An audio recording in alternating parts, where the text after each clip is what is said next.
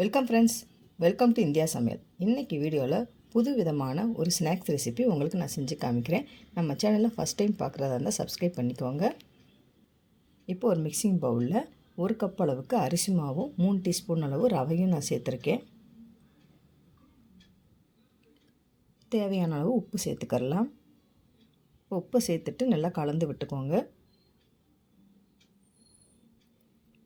பால் நல்லா கொதிக்கிற பாலாக இருக்கணும். சூடான பாலை கொஞ்சம் கொஞ்சமாக ஊற்றிட்டு நல்லா சாஃப்டான பதத்துக்கு பிணைஞ்சு எடுத்துக்கலாம். கொஞ்சம் சூடு ஆறின பிறகு இந்த மாதிரி பிணைஞ்சிக்கோங்க.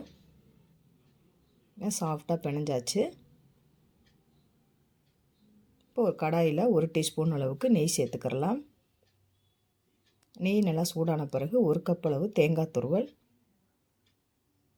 தேங்காய் துருவலில் இருக்கக்கூடிய அந்த ஈரப்பதம் போகிற அளவுக்கு நம்ம வறுத்துக்கிறலாம்.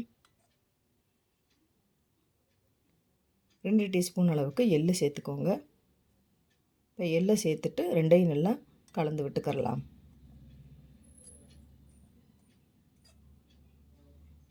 இப்போ பார்த்தீங்கன்னா நல்லா வறுபட்டுருச்சு. இப்போ எடுத்து ஆற வச்சிடலாம். இப்போ அதே கடாயில் 3/4 கப் அளவுக்கு வெல்லம் சேர்த்துருக்கேன். தூசி மண் எது இருந்தாலும் நல்லா பார்த்து சேர்த்துக்கோங்க. மூழ்கிற அளவுக்கு மட்டும் தண்ணி சேர்த்துக்கிறலாம். இதுக்கு பாகுபதம் எதுவுமே தேவையில்லை, வெல்லம் கரைஞ்சா போதும். இப்போ பார்த்திங்கன்னா நல்லா வெல்லம் நல்லா கரைஞ்சிருக்கு. இப்போ வெல்லம் நல்லா கரைஞ்சிருச்சு. இப்போ தேங்காய் துருவலை எல்லையும் சேர்த்துடலாம். இப்போ சேர்த்துட்டு ஸ்டவ்வை லோ ஃப்ளேம்லேயே வச்சுக்கோங்க. நல்லா ட்ரை ஆகிற அளவுக்கு நல்லா வறுத்துக்கிறலாம். இப்போ பார்த்திங்கன்னா நல்லா கெட்டியான பதத்துக்கு வந்திருக்கு. இதை கொஞ்சம் நேரம் நல்லா ஆற வச்சுருங்க. இப்போ நம்ம பிணைஞ்சு வச்சுருக்க மாவில் கொஞ்சமாக எடுத்துக்கிறலாம். நம்ம கொழுக்கட்டைக்கு உருட்டுவோம் பார்த்திங்களா, அந்த மாதிரி உருண்டையாக உருட்டிக்கிறலாம்.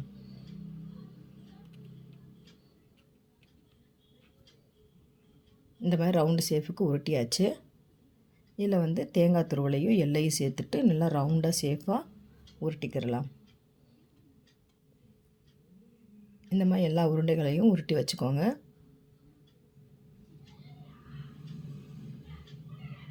இப்போ பார்த்திங்கன்னா ஆயில் நல்லா சூடாக இருக்குது. சூடான ஆயிலை ஒவ்வொன்றா போட்டு பொரித்து எடுத்துடலாம். நல்லா கலர் நல்லா கோல்டன் ப்ரௌன் வர அளவுக்கு நல்லா பொரித்து எடுத்துடலாம்.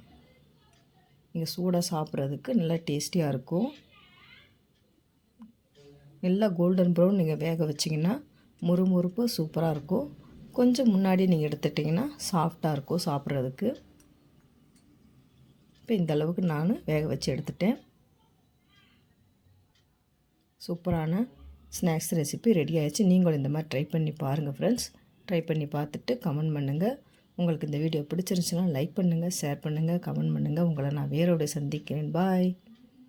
தேங்க்ஸ் ஃபார் வாட்சிங்.